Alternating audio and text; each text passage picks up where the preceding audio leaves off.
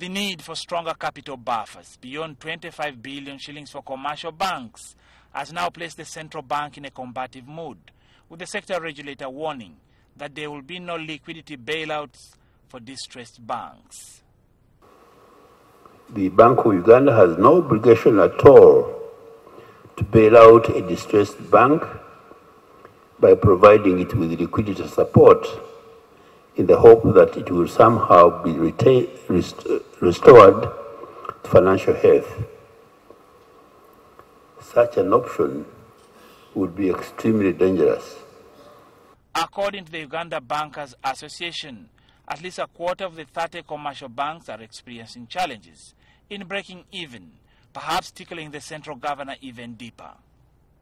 The interests of distressed banks' depositors, the regulator has a responsibility to intervene promptly in a bank that is severely undercapitalized or insolvent, and if necessary, to take over the bank. Speaking at the second annual Bankers Conference here in Kampala this morning, Mutebile cited the former Crane Bank that remained slippery to salvage its operations, even when Bank of Uganda was capable of injecting more than 240 billion shillings in recapitalization.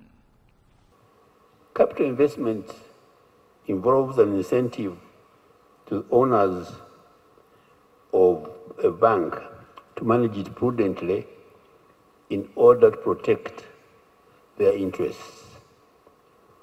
High levels of capital help to align the interests of bank owners and the interests of depositors for sound bank management. Scanning the mood of his audience at the Serena Kampala Hotel that comprised of all banks and related financial experts, the central bank governor appeared to clarify on DFCU Bank, whose departure of a major shareholder, CDC, has tensed some of its customers over the past weeks. For example, a bank which has only branches in Kampala cannot absorb the assets and liabilities of other customers of the closed banks with a nationwide branch network.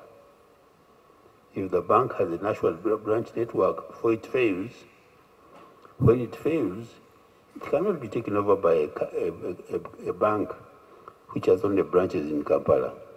DFCU took over some assets and liabilities of the former Crane Bank. Reina Ojon, NTV Business.